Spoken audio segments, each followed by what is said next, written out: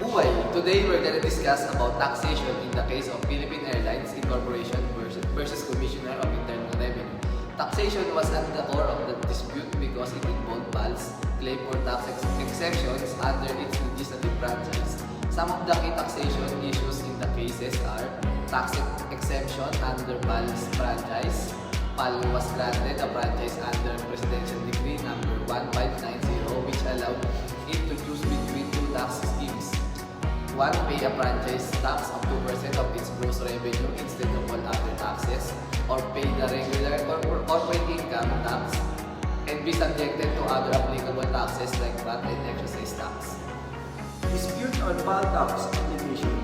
PAL claimed that since it had opted for the franchise tax scheme, it should be exempt from paying VAT, exercise taxes, and other national taxes.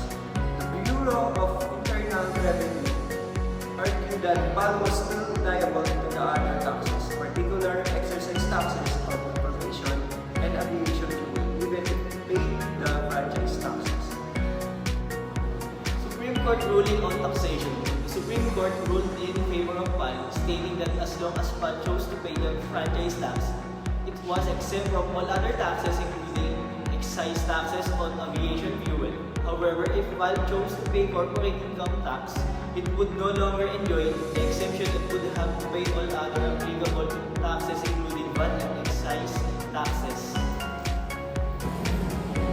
Significance of taxation in the case. The case clarified that tax exemption guaranteed by franchises must be strictly interpreted in favor of the government. It reinforced that companies choosing special tax regimes like franchise tax must adhere to their chosen schemes to enjoy tax benefits.